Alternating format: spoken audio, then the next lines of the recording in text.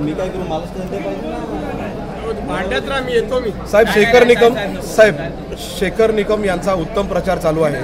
मात्र शेखर निकमांनी जो चिपळूणमध्ये निधी आणला, शेखर सरांनी जो चिपळूणमध्ये निधी आणला, तो सगळा प्रशासनाचा कारभार चालू असल्यामुळे आला असं विरोधकांचं म्हणणं आहे.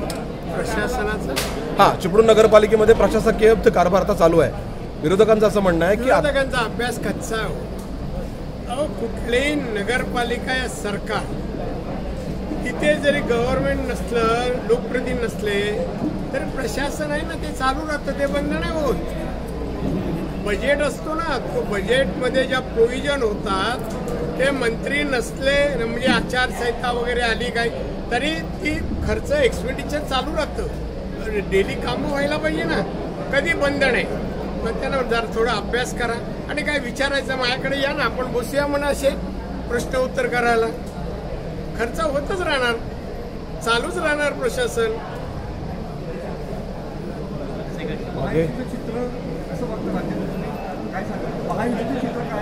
महायुतीचं चित्र कालच एक सर्वे आलाय. महायुतीचे एकूण महाराष्ट्रात 161 आमदार निवडून येणार आहे आणि सरकारी येणार.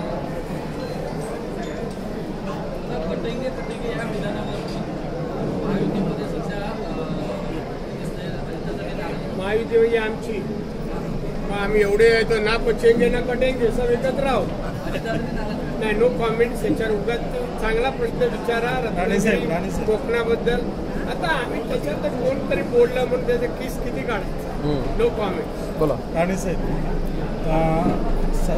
सत्ताधारी आमदारांनी चिपळूणच्या पूरमुक्तीसाठी 2200 कोटीचा सर्वंकष आराखडा केलेला आहे. तो केंद्राकडे पाठवायच्या त्याबद्दल काय? केंद्राकडे येतात, केंद्रीय मंत्र्यांना भेटेल, पीएमना भेटून तो मंजूर कसा करावा यासाठी मी माझे प्रयत्न असतील. मी स्वतः पाहिजे. कोकणामध्ये प्रकल्प यावे या दिशेने तुम्हाला सांगितलं ना, अनेक ठिकाणी. आता मी कालच उदय सामन आमच्याकडे आलं. मला रत्नागिरीला काही भूखंड पाहिजे, जागा पाहिजे. एक तर सर्वे करतोय कोणत्या तालुक्यात इंडस्ट्री कोणत्या प्रकारची आहे आणायची की जिथे ती साधन सामुग्री जवळच मिळेल त्या कारखान्यात. हे प्रयत्न साईट नक्की झाल्या का तेही प्रकार. आणि आता मी सांगितलं का आम्ही प्रयत्न करतो की रत्नागिरी पण पर्यटन जिल्हा म्हणून घोषित करा.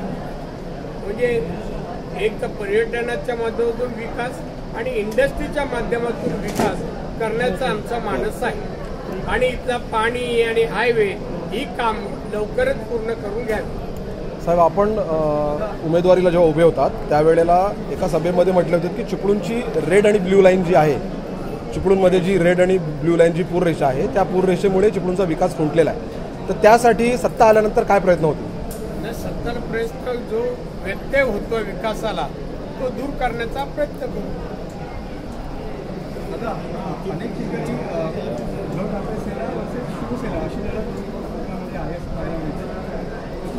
आमची ओरिजिनल आहे, ही डमी आहे. डुप्लिकेट मी शब्द बोलणार डमी. त्यामुळे आमची ओरिजिनल एकनाथ शिंदेची शिवसेना आहे आणि लोक एकनाथ शिंदेच्या शिवसेनेवर विश्वास ठेवतात कारण त्यांना मित्र चांगला आहे. भारतीय जनता पक्षासारखा सज्जन माणसाचा बघा नातूकडे. त्यामुळे आमचं चांगलं चाललं आहे, कोणी दुष्ट लावू नये असं आम्हाला वाटतं. तर भास्कर जाधव यांनी परवाच्या सभेमध्ये निलेश राणे आणि नितेश राणे यांना चंगू बघू म्हटलंय. काय? भास्कर जाधव यांनी परवाच्या सभेमध्ये नितेश राणे आणि निलेश राणे यांना चंगू मंगू म्हटलंय आणि नितेश राणे आणि त्याच्यात वैभव नाईक आणि संदेश पारकर असे उभे आहेत. काय कुठले असं हे जे उच्चारला शब्द मला उच्चारायचा. आता काय सांगणार, निलेश राणे M.Com PhD आहे, तो व्यावसायिक आहे, इन्कम टॅक्स भरतो आहे. त्याला जर काय टोकन नाव द्यायचं तुला काही देऊ शकतो, काही देऊ शकतो. निवडणूक काळात मला नाही असं करा. मी महाराष्ट्राचा मुख्यमंत्री झालो आहे, केंद्रीय मंत्री आहे, 35 वर्ष मंत्री आहे. मला अशा शब्दाने लोकांची म्हणणं नाही चुकवायचे. अरे राणींच्या तोंडी असं, त्याच्या तोंडी असेच शब्द शोभणार, कळलं की नाही. नितेश MBA लंडन आहे आणि आता नाही तो समाजसेवा राजकारण किती वर्ष करतायत ते.